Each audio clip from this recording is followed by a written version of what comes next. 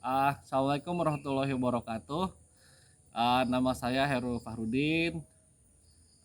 Ini video lanjutan dari video saya yang pertama dengan tema bagaimana cara membangun bisnis di awal. Eh, karena video kemarin cukup mendapat respon yang baik gitu, dan teman-teman minta dibuatkan video yang kedua, jadi ini video yang kedua, yaitu tema kali ini adalah kalau tema yang kemarin itu eh, yang pertama itu ketika kita membangun bisnis jangan dulu mencari uang, tapi harus membangun nama terlebih dahulu. Nah, di video yang kedua ini saya mau mau menjelaskan tentang bagaimana sih cara mendapatkan opsi-opsi untuk mendapatkan permodalan untuk bisnis yang dibangun di awal gitu kan. Nah, untuk bisnis-bisnis yang dibangun di awal itu mungkin tidak punya kemewahan seperti bisnis besar yang sudah berjalan gitu kan.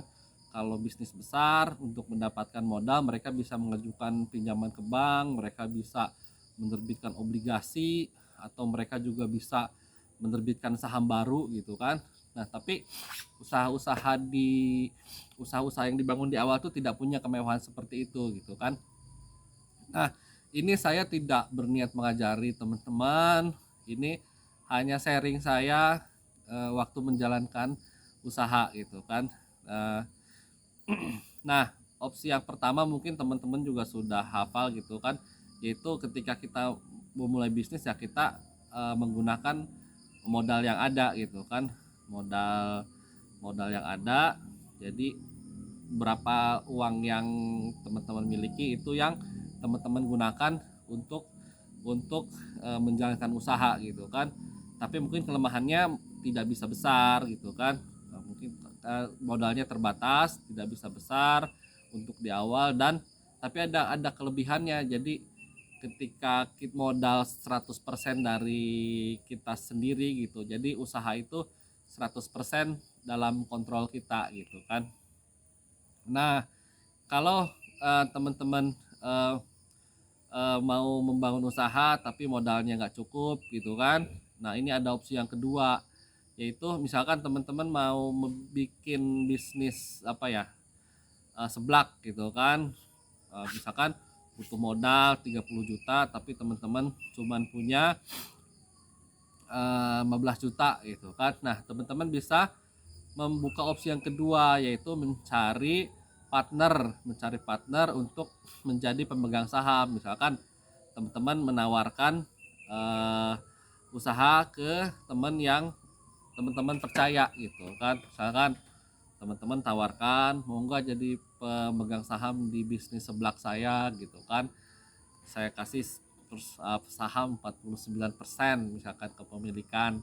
Nanti kita sharing risk dan sharing profit sesuai dengan persentase kepemilikan saham. Nah, misal.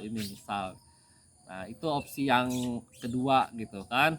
Nanti teman-teman itu diatur aja, nanti si pemegang saham baru ini ikut operasional atau hanya mengawasi jalannya usaha saja. Nah, yang ketiga, teman-teman juga punya opsi untuk menawarkan menawarkan investasi tapi tidak sebagai pemegang saham gitu kan. Nah, ini eh, kemarin saya ditawarin investasi di salah satu startup pertanian di Banten. Jadi kita menyerahkan dana untuk investasi untuk budidaya semangka gitu kan, selama selama 6 bulan kalau nggak salah. Nanti kita dapat bagian 40% untuk investor dan 60% untuk petani dan pengelola gitu. Jadi kontraknya itu kontrak investasi, bukan kontrak hutang piutang. Nah, eh, saya tidak menyarankan teman-teman yang baru mulai usaha itu memulai memulai bisnisnya itu dengan menggadaikan aset ke lembaga keuangan gitu kan, karena cukup cukup berisiko. Dan apa ya, misalkan teman-teman mendapatkan permodalan di bisnis di awal tuh penjualan masih sedikit gitu kan, nanti sudah dibebani di awal dengan cicilan gitu kan. Dan sebagaimana kita tahu bahwa mungkin hanya 10% bisnis saja gitu kan yang bisa melewati tahun pertama dan tahun kedua gitu. Jadi untuk bisnis di awal saya sangat menyarankan kontraknya adalah kontrak investasi gitu kan.